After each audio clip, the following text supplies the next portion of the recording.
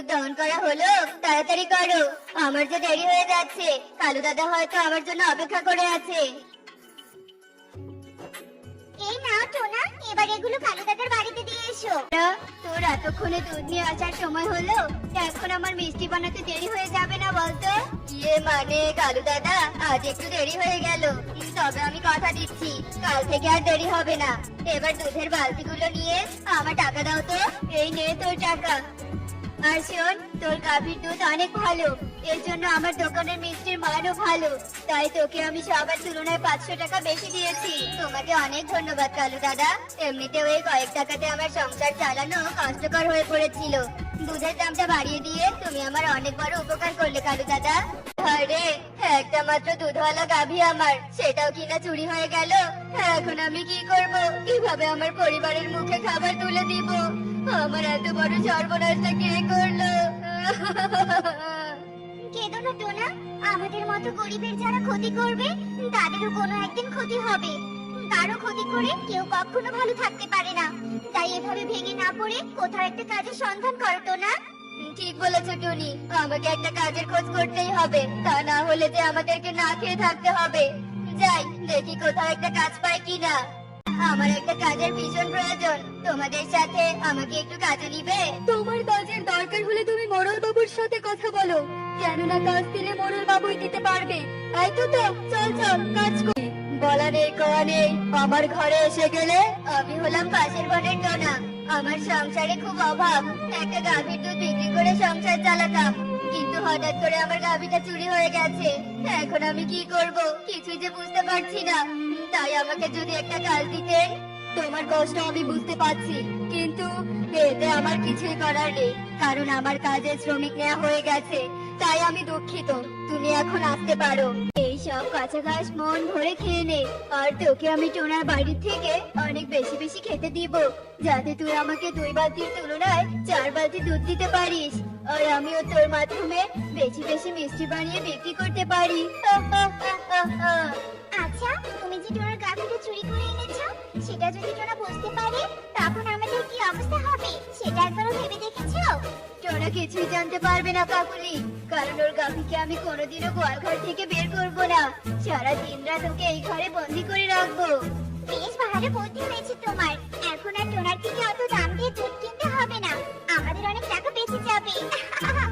চলো কাকুলি, আমাদের আবার মিষ্টি বানানো শুরু করতে হবে। আমার মিষ্টির দোকানে হয়তো এতক্ষণে। তোর এতক্ষণে দোকানে আসার সময় হলো? আমি সেই কখন থেকে মিষ্টি কেনার জন্য অপেক্ষা করছি, শুধুমাত্র আমার নাতনি তোর দোকানের মিষ্টি পছন্দ করে বলে অপেক্ষা করছি। হ্যাঁ হ্যাঁ কালু দাদা, আমরা অনেকক্ষণ থেকে দাঁড়িয়ে আছি, এখন থেকে একটু তাড়াতাড়ি আসবে, বুঝেছো? দাও দাও, আমাদেরকে মিষ্টি দাও। এভাবে আর কতদিন ধার করে চলবো বলো তো? আমার যে টেনশনে ঘুম আসছে না, কি করব, কেউ একটা কাজও দিচ্ছে না।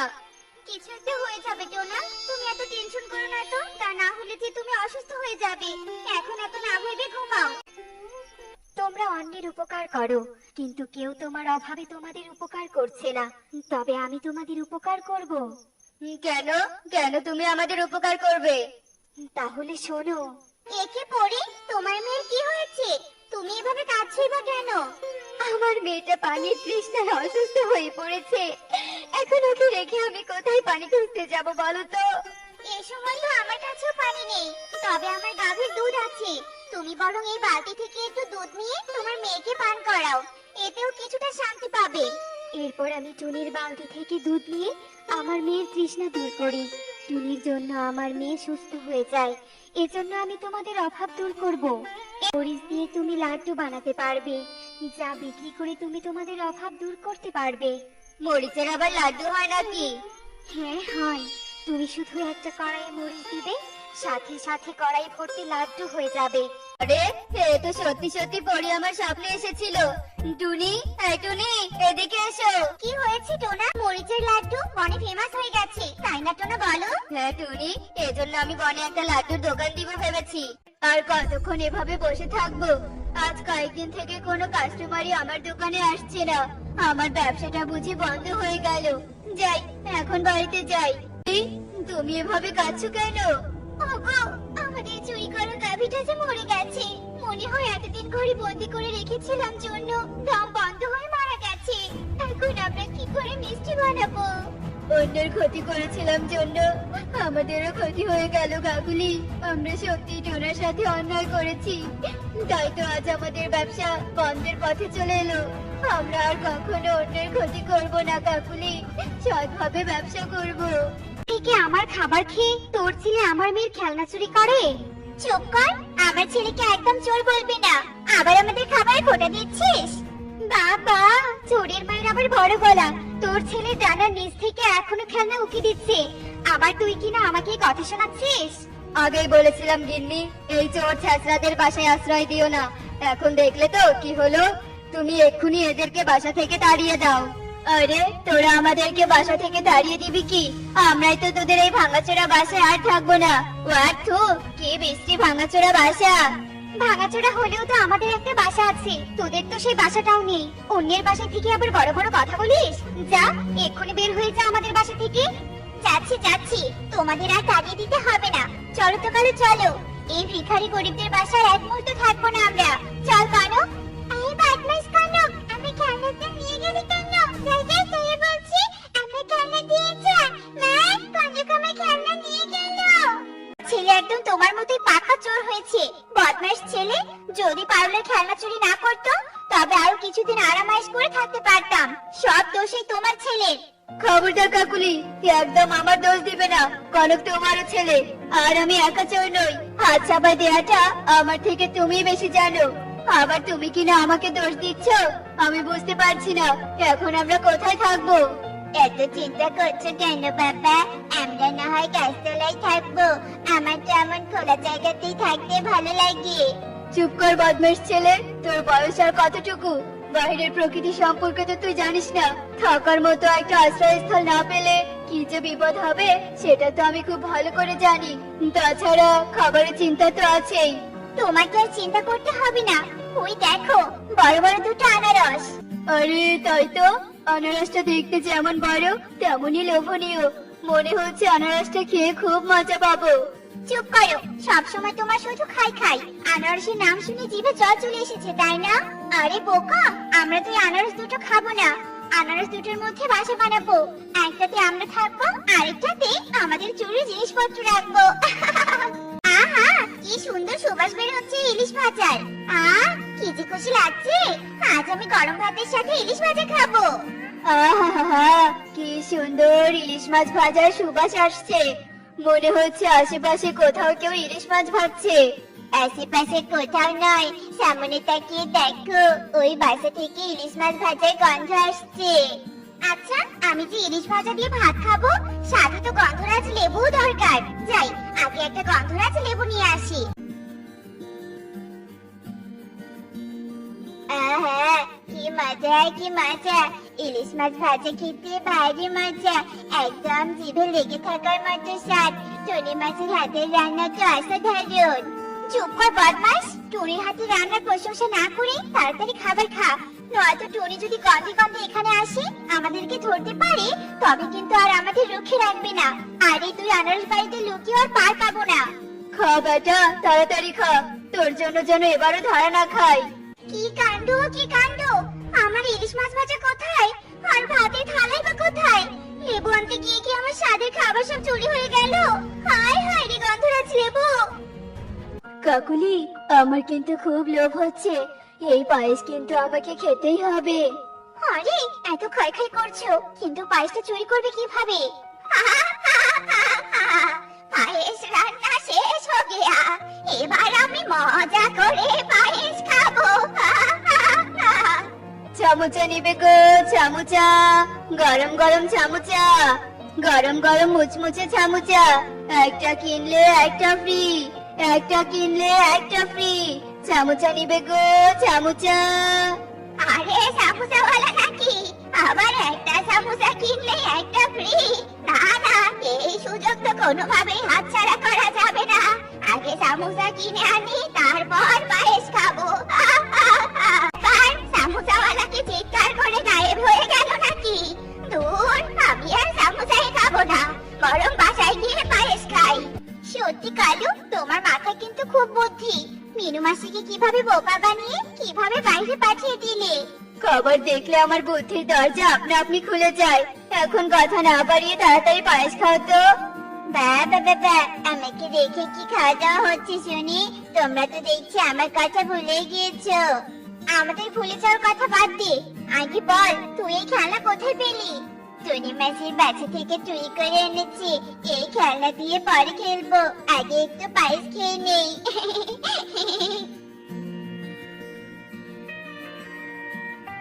বাবা ছেলে মিলে তো পায়েস খাওয়ার কমতি রাখলে না, এবার এই পাতিলটা কি করবে? পায়েস তো খাওয়া হয়েছে, এখন আর এই পাতিল নিয়ে এত চিন্তা করে কি হবে বলো তো? পাতিলটাকে এভাবে ছুঁড়ে মারো। হা, হা, হা, হা, হা। আমার পায়েস চুরি করে খাওয়া এত বড় সাহস এই বনে কার হয়েছে? আজ তো একটা হেস্ত করেই ছাড়বো। এটা কি হলো? এই আনারস বাড়ি থেকে এই পাতিলটা কে ছুঁড়ে মারলো? আনারস ঘরে আবার কে আছে? আরে এই তো আমার পায়েসের পাতিল। তার মানে তুই আমার পায়েস চুরি করে এনেছিলি? বদমাশ টুনি, আজকাল কি তুই চুরি চামারি শুরু করেছিস নাকি? না না মাসি, তুমি ভুল করছো। আমি চুরি করিনি। এই পাতিলটা আনারস বাড়ি থেকে কেউ চুরি মেরেছে। আর চুরির কথা কি বলছো?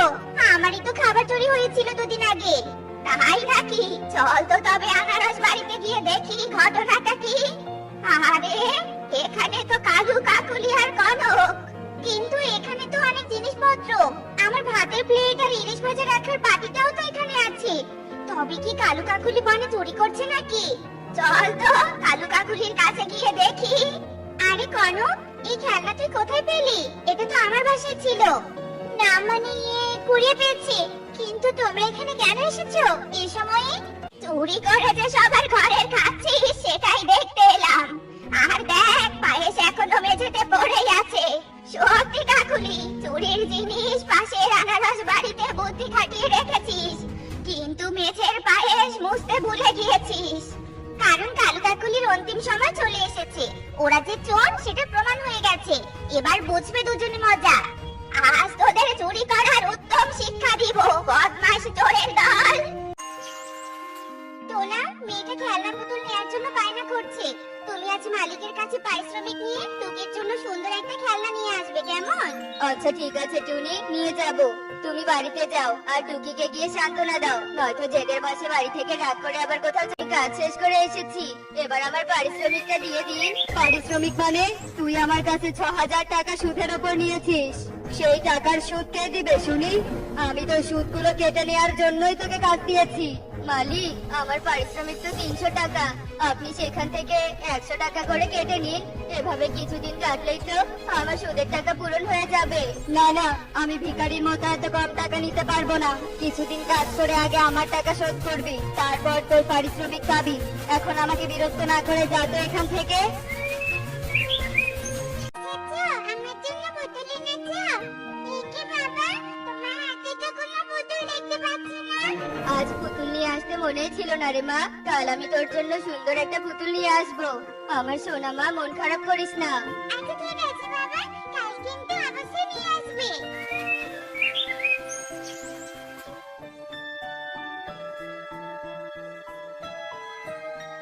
টোনা, তুমি তো দেখছি কোনো বাজারও নিয়ে আসোনি।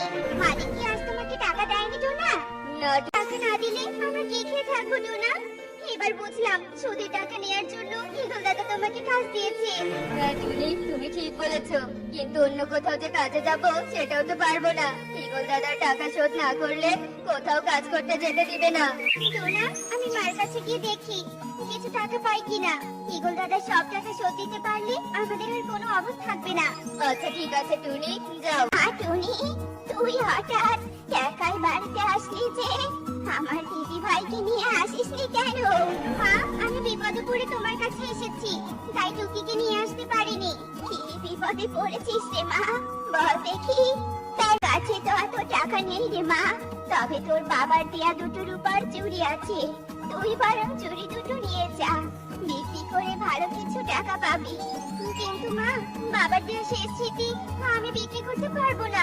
আমার কোনো টাকা লাগবে না মা, আমি এখন চলি তাহলে। না রে মা, না, যাস না। ওই ইগলের টাকা শোধ করলে তোদের আর অভাব থাকবে না। তুই যদি চুড়িগুলো না নিয়ে যাস তাহলে যে আমি খুব কষ্ট পাবো। জানিসই তো, সন্তান কষ্ট থাকলে মায়েরা ভালো থাকতে পারে না। আচ্ছা ঠিক আছে মা, নাও। একে সর্বনাশ হলো, আমার সেই সম্বল হারিয়ে গেল। এখন আমি কি করে ইগলদাদের টাকাগুলো শোধ করবো? হে সৃষ্টিকর্তা, তুমি আমাকে কোনো উপায় বলে দাও। এই যে পাখি, তুমি কাঁদছো কেন? কি হয়েছে তোমার? বলো আমাকে। চিন্তা করো না, আমি তোমাকে তোমার চুড়ি বের করে দিচ্ছি। পাখি, তোমার চুড়ি। কিন্তু কুকুর, এগুলো আমার চুড়ি না। এই চুড়ি মনে হচ্ছে হীরের চুড়ি। তুমি আমার রূপোর চুড়ি খুঁজে দাও। আচ্ছা, এই তো আমার রূপোর চুড়ি। কুকুর, এই রঙিন চুড়িগুলো কার? আমার হাত থেকে তো শুধু রূপোর চুড়ি পড়ে গিয়েছিল। তোমাকে আমি হীরের চুড়ি দিয়ে পরীক্ষা করে দেখলাম, অভাবে পড়লেও তুমি কখনো লোভে পড়বে না। তাই খুশি হয়ে আমি তোমাকে এই রঙিন চুড়িগুলো উপহার দিলাম। এই চুড়ি বিক্রি করে তুমি সব টাকা পরিশোধ করতে পারবে, আর তোমার অভাবও কেটে যাবে, কারণ এই চুড়ি কখনো শেষ হবে না। কুকুর, তোমাকে অনেক ধন্যবাদ। আমি তাহলে এক্ষুনি মায়ের চুড়িগুলো ফেরত দিয়ে আসি। বাবার শেষ স্মৃতিটুকু মা আমাকে দিয়ে কতই না মনে মনে কষ্ট পেয়েছে। রিওয়ালি দিদি, দাঁড়াও দাঁড়াও, আমি কিছু চুড়ি কিনবো। তাই নাকি? তাহলে তোমার পছন্দ মতো চুড়ি বেছে নাও। আমি 4 ডজন চুড়ি নিলাম, আর এই নাও টাকা। এগুলো নতুন ডিজাইনের চুড়ি তো, তাই 100 টাকা ডজন দিলাম। এর বেশি দিতে পারবো না। আচ্ছা ঠিক আছে, দিতে হবে না। তোমার চুড়িগুলো নাও। এ কি মা, চুড়িগুলো আবার ফেরত দিতে এসেছিস কেন? একটা তোর কষ্ট দেখে মুখ তুলে তাকিয়েছে রে মা। আমি চাই তুই এভাবে সারা জীবন সৎ থাকবি। এখন তাড়াতাড়ি বাড়িতে যা, রাত হলে আবার পথ হারিয়ে ফেলবি। আচ্ছা ঠিক আছে মা। বাড়ি ফিরতে এত দেরি হলো কেন? টাকা কি পেলে? তুমি 2-3 দিন ঈগল দাদার জমিতে কাজ করো। এই কয়েকদিন আমি চুরি বিক্রি করে সব টাকা শোধ করে দিব। আর এই যে এই টাকাগুলো দিয়ে টুকির জন্য একটা পুতুল আর কিছু বাজার করে নিয়ে এসো। আপনার আসল টাকা আর সুদের টাকা সব আজ শোধ করে দিব। এই নিন টাকা, এখানেই সব আছে। কিন্তু তুই এত তাড়াতাড়ি এত টাকা কোথায় পেলি? তুই তো বাহিরে কোনো কাজও করতে যাস না। তোমাদের মতো ধনী পাখি অসহায় পাখিদের সাহায্য না করলেও সৃষ্টিকর্তা আমাদের মতো অসহায় পাখিদের পাশে থাকেন। কিছুই বুঝলাম না, এই টোনা এত টাকা কোথায় পেল? আর টাকা পেয়ে আবার আমাকে অপমান করে গেল। এই টোনাকে উচিত শিক্ষা দিয়ে ছাড়বো। ইগলি, ইগলি, এদিকে এসো তো। কি হয়েছে ঈগল? আমাকে ডাকছো কেন? তুমি এক্ষুনি টোনার বাড়িতে গিয়ে লুকিয়ে দেখে এসো তো, টোনা কোনো সোনার হাড়ি কুড়িয়ে পেয়েছে নাকি। তাছাড়া কয়েকদিনে আমার টাকাগুলো কি করে শোধ করে গেল। আচ্ছা ঠিক আছে ঈগল। এই, আমার মাথা থেকে ঈগল দাদার টাকার বোঝাটা কমে গেল। সবই হয়েছে জাদুর কুকুরের দেয়া জাদুই রঙিন চুড়ির জন্য। এই ঘরে থেকে চুরি শেষ না হলে তো আমরা অনেক ধনী হয়ে যাবো, তাই না বাবা? হ্যাঁ রে মা, তবে এখন চুড়ি বিক্রি করে আমরাও কিছু নিব, আর অসহায় পাখিদেরও সাহায্য করব। হ্যাঁ টোনা, তুমি একদম ঠিক বলেছো। ও, এই ব্যাপার। আমি তাড়াতাড়ি বাড়িতে চাই বাবা। এই, টোনারা জাদুর চুড়ির ঝুড়ি পেয়েছে। তাহলে এই ঝুড়িটা আজ রাতেই চুরি করতে হবে।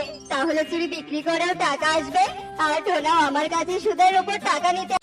বাঁচাও, কে কোথায় আছো? এই মৌমাছিদের হাত থেকে আমাকে বাঁচাও। কি মালিক, কি হয়েছে আপনার? সুদের টাকার লোভে তোর জাদুর চুরির ঝুড়ি চুরি করতে এসেছিলাম, আর ঝুড়ি থেকে মৌমাছি বেরিয়ে আমাকে কামড়ে শেষ করে দিচ্ছে। দয়া করে বাঁচাতো না, আমি আর কখনো তোর সাথে অন্যায় করব না। মৌমাছিরা, মালিককে ছেড়ে দাও, সে তার ভুল বুঝতে পেরেছে। দেখলে তো বন্ধুরা, অন্যের সাথে অন্যায় করলে নিজেরই ক্ষতি হয়, কারণ সৃষ্টিকর্তা ছাড় দেন কিন্তু ছেড়ে দেন না।